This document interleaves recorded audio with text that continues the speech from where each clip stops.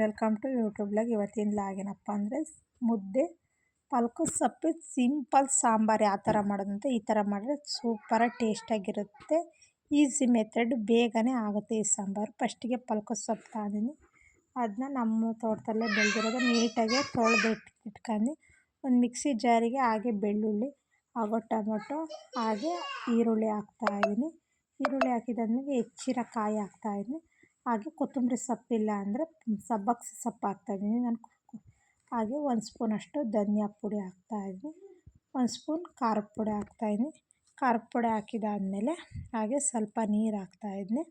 ನೀರು ಹಾಕ್ಬಿಟ್ಟು ಗ್ರೈಂಡ್ ಮಾಡ್ಕೊಂಬರೋಕ್ಕಿಂತ ಮುಂಚೆ ಶೇಂಗಾ ಬೀಜ, ಹುರಿದಿರೋ ಶೇಂಗಾ ಬೀಜ ಹಾಕ್ರಿ, ಟೇಸ್ಟ್ ಅಂತೂ ಸೂಪರಾಗಿರುತ್ತೆ. ಮತ್ತು ಸ್ವಲ್ಪ ನೀರು ಹಾಕ್ಬಿಟ್ಟು ಗ್ರೈಂಡ್ ಮಾಡ್ಕೊಂಬಂದರೆ ಈ ಥರ ಆಗಿರುತ್ತೆ ಖಾರ. ಇದು ಒಗ್ಗರಣೆ ಕೊಡೋದು ಯಾವ ಥರ ಅಂತ ಹೇಳ್ತೀನಿ ಬನ್ನಿ. ಫಸ್ಟಿಗೆ ಖಾರ ಎಲ್ಲ ರೆಡಿ ಆಯಿತು. ಫಸ್ಟಿಗೆ ಒಂದು ಬಾಣಲಿ ತಗೊಂಡು ಅದಕ್ಕೆ ಎಣ್ಣೆ ಹಾಕ್ತಾಯಿದ್ದೀನಿ. ಇದಕ್ಕೆ ಸಾಸಿವೆ ಕರಿಬೇವು ಸೊಪ್ಪು ಹಾಕ್ತಾಯಿದ್ದೀನಿ. ಇದಕ್ಕೆ ಕಾಳು ಏನೋ ಅವಶ್ಯಕತೆ ಇಲ್ಲ, ಇದೇ ಥರ ಮಾಡಿದ್ರೆ ಸಖತ್ತಾಗಿರುತ್ತೆ, ಸೂಪರಾಗಿ ಟೇಸ್ಟಾಗೂ ಇರ್ತದೆ. ಸಾಸಿವೆ ಕರಿಬೇವು ಸೊಪ್ಪೆಲ್ಲ ಹಾಕಿದಾದಮೇಲೆ ಹಾಗೆ ಸಣ್ಣದಾಗಿ ಜಜ್ಜಿರೋ ಬೆಳ್ಳುಳ್ಳಿ ಹಾಕ್ತಾಯಿದ್ದೀನಿ. ಒಗ್ಗರಣೆ ಚೆನ್ನಾಗಿರುತ್ತೆ. ಬೆಳ್ಳುಳ್ಳಿ ಹಾಕಿದಾದಮೇಲೆ ಬೆಳ್ಳುಳ್ಳಿ ಕಲರ್ ಚೇಂಜ್ ಆಗೋವರೆಗೂ ಫ್ರೈ ಮಾಡಿಬಿಟ್ಟು ಅದು ಕಲರ್ ಚೇಂಜ್ ಆದಮೇಲೆ ಹಾಗೆ ಈರುಳ್ಳಿ ಹಾಕ್ತಾಯಿದ್ದೀನಿ. ಈರುಳ್ಳಿನೂ ಚೆನ್ನಾಗಿ ಕಲರ್ ಚೇಂಜ್ ಆದಮೇಲೆ ಫ್ರೈ ಎಲ್ಲ ಆದಮೇಲೆ ಈರುಳ್ಳಿ ಜೊತೆಗೆ ಆಗ ಟೊಮೊಟೊ ಇದನ್ನಿಷ್ಟು ಹಾಕ್ಬಿಟ್ಟು ಚೆನ್ನಾಗಿ ಫ್ರೈ ಮಾಡಬೇಕು. ಇದು ಈರುಳ್ಳಿ ಟೊಮೊಟೊ ಸಾಫ್ಟ್ ಆಗೋವರೆಗೂ ಬೇಯೋವರೆಗೂ ಗೂರಾಡ್ತಿರ್ಬೇಕು, ಬೇಗನೆ ಆಗುತ್ತೆ. ಹಾಗೆ ಟೊಮೊಟೊ ಈರುಳ್ಳಿ ಬೆಳ್ಳುಳ್ಳಿ ಎಲ್ಲ ಚೆನ್ನಾಗಿ ಬೆಂದಾದಮೇಲೆ ನೋಡಿರಿ ಈಗೆಲ್ಲ ಬೆಂದೈತೆ. ಪಲ್ಕು ಸೊಪ್ಪನ್ನ ಚೆನ್ನಾಗಿ ತೊಳೆದು ಸಣ್ಣದಾಗಿ ಹೆಚ್ಚಿಟ್ಕೊಂಡಿನಿ.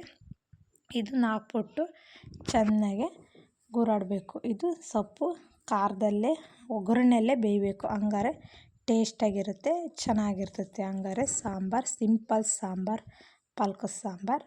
ಹಾಗೆ ಇದನ್ನೆಲ್ಲ ಗೂರಾಡಿದಾದಮೇಲೆ ಚೆನ್ನಾಗೆ ಬೇಯಕ್ಕೆ ಬಿಟ್ಟು, ಇದು ದಾಲು ಅಂತಾರೆ, ಪಲ್ಕು ಸಾಂಬಾರು ಅಂದರೆ ನಡೀತದೆ. ಇದನ್ನೆಲ್ಲ ಚೆನ್ನಾಗಿ ಮಿಕ್ಸ್ ಎಲ್ಲ ಆದಮೇಲೆ ಚೆನ್ನಾಗಿ ಒಂದು 10 ನಿಮಿಷ ಬೇಯಕ್ಕೆ ಬಿಟ್ಟರೆ ನೀರಿನ ಅಂಶ ಎಲ್ಲ ಬಿಟ್ಕೊತದೆ. ಹಾಗೆ ಒಂದು 10 ನಿಮಿಷ ಬಿಟ್ಟರೆ ಸಾಕು, ಬೇಗನೆ ಬೆಂದೋಗುತ್ತೆ. ಒಂದು 10 ನಿಮಿಷ ಆದಮೇಲೆ ನೋಡಿರಿ ಪಲ್ಕು ಸೊಪ್ಪು ಈಗ ಯಾವ ಥರ ಬೆಂದಿದೆ ಅಂತ. ಇದೆಲ್ಲ ಆಲ್ಮೋಸ್ಟ್ ಒಂದು 50% ಬೆಂದಿದೆ. ಹಾಗೆ ರುಚಿಗೆ ತಕ್ಕಷ್ಟು ಉಪ್ಪು ಹಾಕ್ತಾಯಿದ್ದೀನಿ. ಉಪ್ಪು ಸ್ವಲ್ಪ ನೋಡಿ ಹಾಕ್ಕೊಳ್ರಿ. ಉಪ್ಪೆಲ್ಲ ಹಾಕಿದಾದ್ಮೇಲೆ ಮತ್ತೆ ಮಿಕ್ಸ್ ಮಾಡ್ತಾಯಿದ್ದೀನಿ. ಬೇಗನೆ ಬೆಂದೋಗುತ್ತೆ, ಚೆನ್ನಾಗೂ ಇರ್ತದೆ.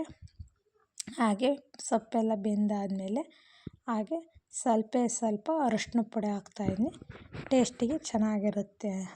ಹಾಗಾಗಿ ಅರಶಿನ ಪುಡಿ ಎಲ್ಲ ಹಾಕಿದಾದ್ಮೇಲೆ ಮತ್ತೆ ಚೆನ್ನಾಗಿ ಗೂರಾಡುತ್ತಾಯಿದ್ದೀನಿ, ಮಿಕ್ಸ್ ಮಾಡಿ. ಹಾಗೆ ಸ್ವಲ್ಪ ಖಾರದ ಪುಡಿ ಹಾಗೆ ಗರಂ ಮಸಾಲೆ ಪುಡಿ ಎಲ್ಲ ಹಾಕ್ಬಿಟ್ಟು ಹಾಗೆ ಮೇಲ್ಗಡೆ ಖಾರ ರುಬ್ಬಿದ್ನೆಲ್ಲ ಆಗಲೇ ಅದನ್ನೇನೈತೆ ಆ ಖಾರನೆಲ್ಲ ಇದ್ರಾಗ ಹಾಕ್ತಾಯಿದ್ದೀನಿ. ಇದೆಲ್ಲ ಖಾರ ಹಾಕಿದಾದ್ಮೇಲೆ ಚೆನ್ನಾಗಿ ಕುದಿಸ್ಬೇಕು. ಇದು ನೀರಂಗಿರಬಾರ್ದು, ಸ್ವಲ್ಪ ಗಟ್ಟಿಗೆ ಇರಬೇಕು, ಚೆನ್ನಾಗಿರುತ್ತೆ. ಹಾಗೆ ಮುದ್ದೆ, ಅನ್ನ, ಚಪಾತಿಗೆಲ್ಲ ಟೇಸ್ಟಾಗಿರುತ್ತೆ. ಒಂದ್ಸಲ ಮಾಡಿ ಟ್ರೈ ಮಾಡಿರಿ, ಹೇಗಿತ್ತು ಅಂತ ಕಮೆಂಟ್ ಮಾಡಿರಿ.